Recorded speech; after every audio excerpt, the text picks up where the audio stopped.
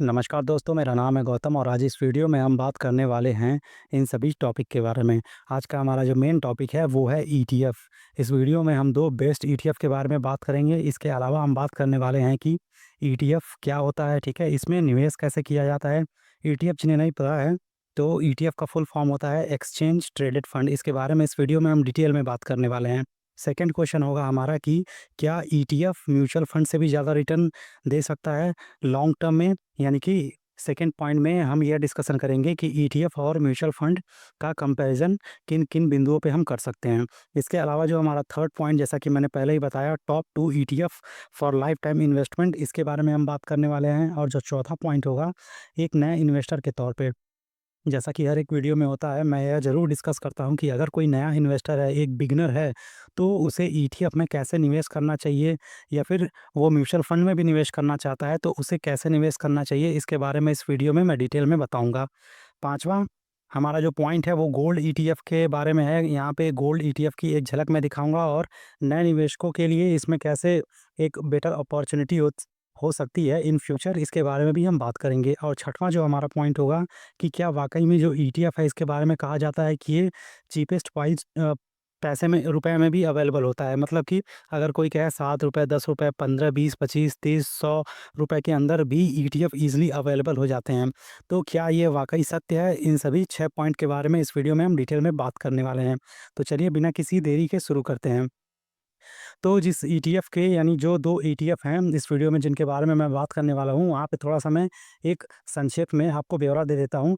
जैसा कि आप सभी लोगों को पता होगा कि निप्पॉन का म्यूचुअल फंड भी होता है और निप्पॉन का ईटीएफ भी आता है।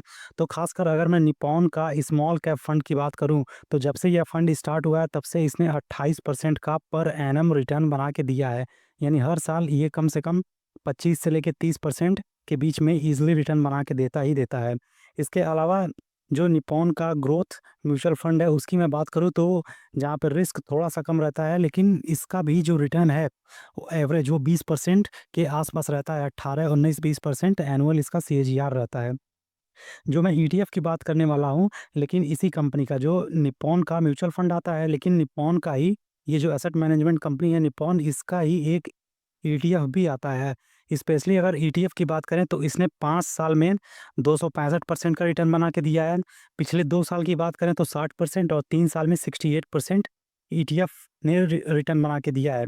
तो ये पहला ईटीएफ हो गया, ठीक है? इसके बारे में मैं डिटेल में यहाँ पे आपको एक्सप्लेन करूँगा कि कौन-सा ईटीएफ है, इसमें निवेश करना चाहें तो कैसे आप निवेश करेंगे, इसके बारे में भी मैं बताऊँगा। और इसके अलावा जो दूसरा ईटीएफ है, सेकंड ईटीएफ, उसकी मैं बात करूँ तो ये काफ़ी पुराना है। पहला थोड़ा नया है, लेकिन दूसरा वाला सबसे ज़्यादा पुराना है। 22 साल में इसने जो रिटर्न बना के दिया है वो 2780% का रिटर्न बना के दिया है। 5 साल में इसका जो रिटर्न है 165%, और पिछले 2 साल में जो कुल इसका रिटर्न है केवल 34% है। अब एक बार इमेजिन करके देखो, अगर कोई व्यक्ति 1 लाख रुपए लगा के इसमें छोड़ दे या फिर 10 लाख रुपीज़ लगा के ही छोड़ दे, तो कितना ज़्यादा वो वेल्थ क्रिएट करके दिया होता।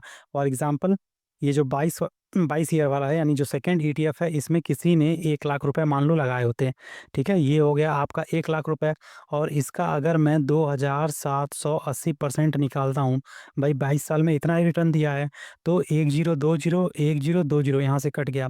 मेरे पास जो वैल्यू आ रही है 278, और यहाँ से ये 4 ज़ीरो, 1, 2, 3, 4, तो यहाँ पे आपको साफ तौर पे दिख रहा होगा कि यह अमाउंट है 27,80,000 रुपए। यानी 1 लाख का सीधे 27 गुना ये रिटर्न बना के दिया है केवल 22 साल में। वहीं अगर किसी ने इसमें यह 10 लाख रुपए लगा के छोड़ दिए होते हैं, मान लो किसी ने 10 लाख रुपए इसमें लगा के छोड़ दिए होते हैं, और अभी के समय 2780% रिटर्न के साथ ये अमाउंट होता 2.78 सीआर। तो आई होप यहाँ पे आपको समझ में आ गया होगा कि ईटीएफ में भी वेल्थ क्रिएट करने की पोटेंशियल है। अब चलिए बिना किसी देरी के चलते हैं, उन दोनों ईटीएफ के नाम के बारे में हम जानेंगे और कैसे उसमें निवेश करना है ये भी जानेंगे। तो जो हमारा पहला ईटीएफ है, यहाँ स्क्रीन पे आपको दिख रहा होगा, ये है निप्पॉन का Nippon India ETF Nifty mid cap 150। अब ये जो निफ्टी मिड कैप 150 है, इसका क्या मतलब है? यानी इंडिया की जो टॉप स्टार्टिंग से 150 कंपनीज़ होती हैं, उसमें यह निवेश करता है। एनएवी प्रेजेंट टाइम में बात करें, जैसा कि यहाँ पे डेट आपको दिख रहा होगा 17 मार्च को, तो अभी 185 रुपये के आसपास इसका एनएवी है। फंड साइज इसका 1756 करोड़ के आसपास है। और सबसे इम्पॉर्टेंट चीज़ इसमें जो इस एक्सपेंस रेशियो है इस फंड का, वो केवल 0.21% है। किसी भी फंड का जो एक्सपेंस रेशियो होता है वो काफ़ी मैटर करता है। अगर ये आपका 0.5% से कम है तो बहुत अच्छा माना जाता है। तो यहाँ पे फ़िलहाल 0.21% है, जो कि काफ़ी अच्छा है। तो ये तो हो गया फंड का नाम, इसके बारे में आगे भी हम जानेंगे। सबसे मेन बात रिटर्न को जानना होता है, ठीक है? ये 1 वीक से लेके 6 मंथ और 1 ईयर तक का ये आप इग्नोर कर सकते हैं, क्योंकि मार्केट अभी डाउन चल रहा है, तो इस वजह से ये इतना जो पोर्शन है वो आपको रेड में दिखेगा। लेकिन हमें इन्वेस्टमेंट करना है लॉन्ग टर्म में। तो लॉन्ग टर्म में इसका कैसा प्रदर्शन रहा है इसको एक बार हम देख लेते हैं। तो ये रहा लॉन्ग टर्म का डेटा, मतलब कि 2 साल में अगर मैं इसका रिटर्न देखूँ तो 60% बना के दिया है, और एनुअल रिटर्न भी देखूँ तो 26% हर साल इसने रिटर्न बना के दिया है, ठीक है? जो कि कैटेगरी से कहीं ज़्यादा है। कैटेगरी ने केवल 17% के आसपास रिटर्न बना के दिया है। वहीं 5 साल का जो अगर डेटा मैं देखूँ तो कुल मिला के 5 साल में 265% के आसपास रिटर्न दिया है। इसके कैटेगरी की बात करें तो केवल 21% रिटर्न दिया है, लेकिन इसने उससे लगभग 8% ज़्यादा हर साल, मतलब पिछले 5 साल में इसने अपनी कैटेगरी की तुलना में लगभग 8% हर साल ज़्यादा रिटर्न बना के दिया है, मतलब कि 29.59% के आसपास रिटर्न बना के दिया है। वहीं जब से यह फंड स्टार्ट हुआ है, मतलब कि सिंस इंसेप्शन से तब से इस फंड ने 20% पर एनम के हिसाब से रिटर्न बना के दिया है।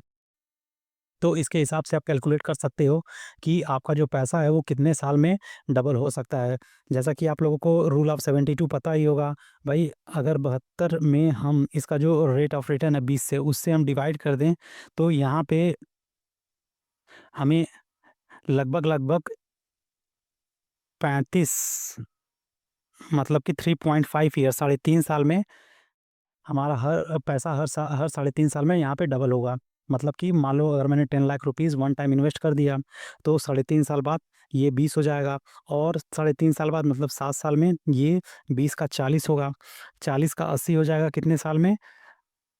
10 साल 6 महीने में। तो इस तरह कंपाउंडिंग वर्क करती है। तो ये तो हो गया इसके रिटर्न की बात।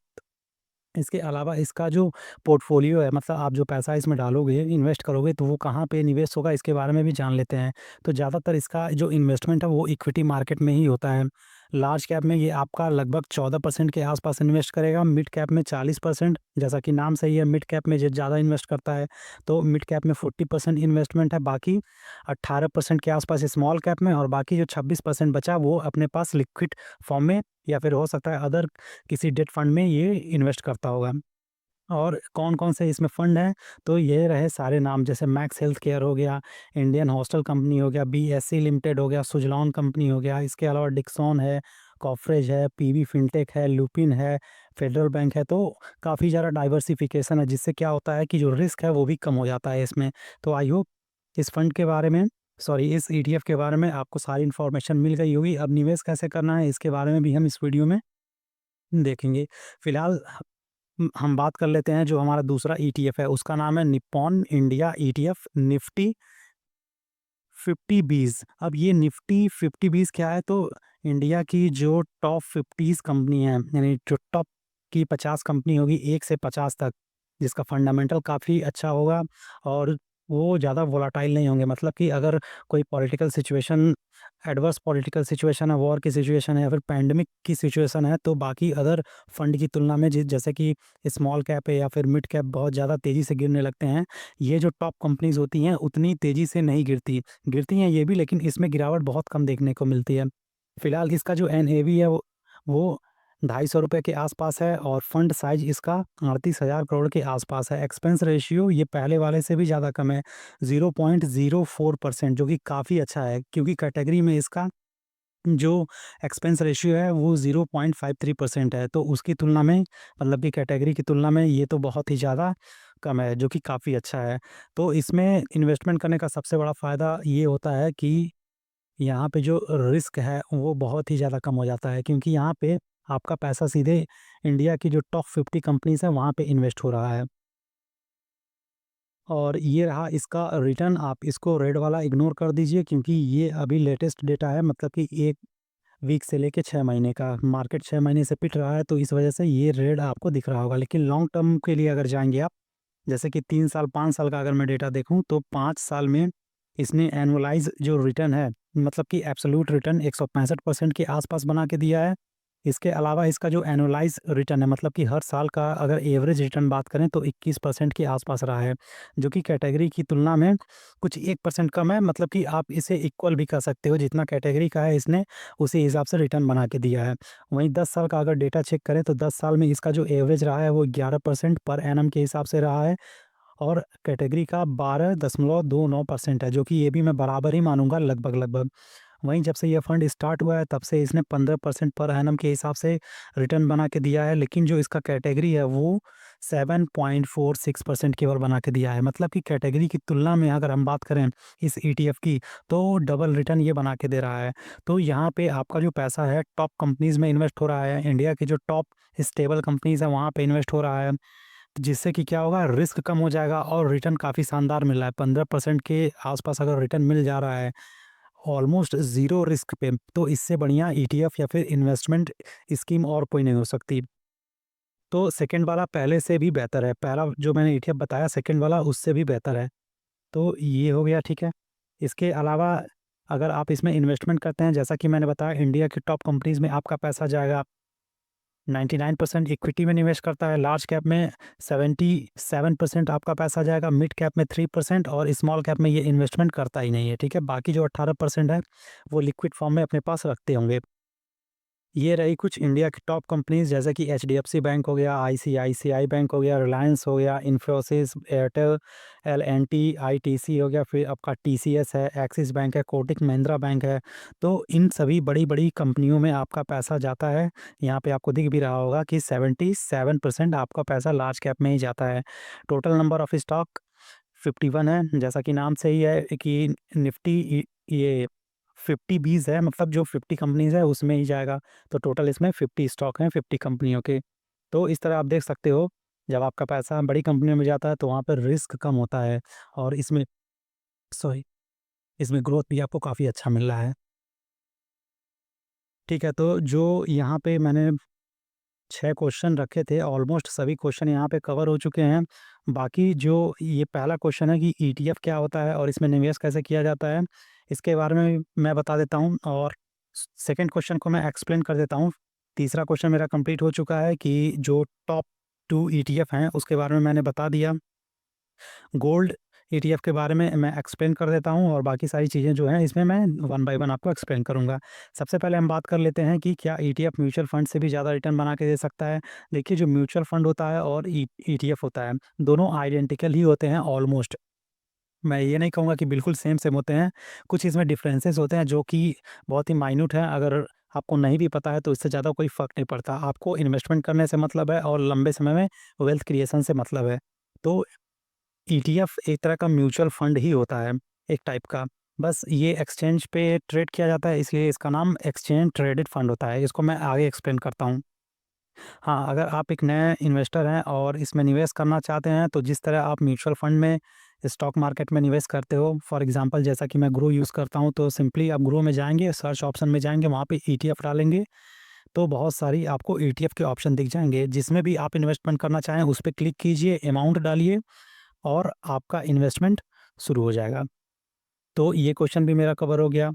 एंड जो 6 वाला क्वेश्चन है कि क्या ईटीएफ में ₹7, ₹10, ₹15 एंड ₹20 से भी निवेश किया जा सकता है?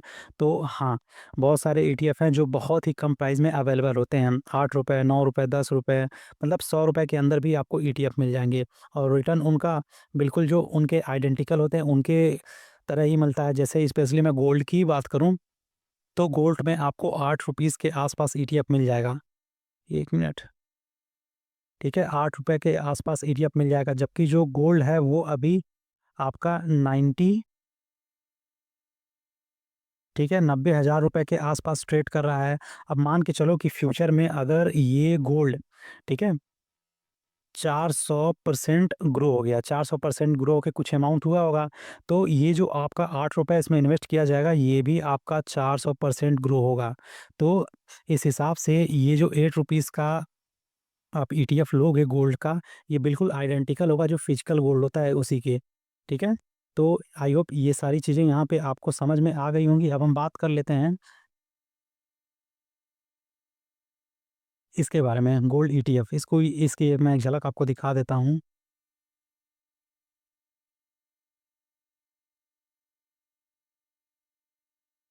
ठीक है, तो ये टाटा गोल्ड ईटीएफ है, ठीक है? जिसका प्राइस है ₹8.70। अगर आप इसमें इन्वेस्ट करना चाहें तो खुद के रिस्क पे एक बार रिसर्च करके इन्वेस्टमेंट कर सकते हैं।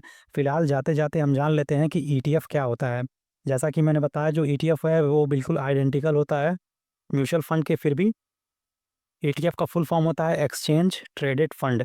इसको आप एक तरह से समझ सकते हो कि स्टॉक का एक बास्केट होता है जिसमें टॉप 50, टॉप 100, टॉप 250 कंपनीज़ होती हैं, ठीक है? आप उसमें इन्वेस्टमेंट करते हो। आप इसे स्टॉक ऑफ स्टॉक्स भी बोल सकते हैं। इसको अगर हम एक एग्ज़ाम्पल के थ्रू समझना चाहें, तो मान लो ये कोई बकेट है, ठीक है? प्लेट है या फिर बकेट है, प्लेट ही मान लो, और इस प्लेट का जो प्राइस है वो ₹120 है। इस ₹120 में आपको rolls, burger, fries, noodles, chips, momos, ये पूरा खाने को मिल रहा है। अगर आप ये अकेले-अकेले लेना चाहो अलग से, तो ये आपको बहुत ज़्यादा कॉस्टली पड़ेगा।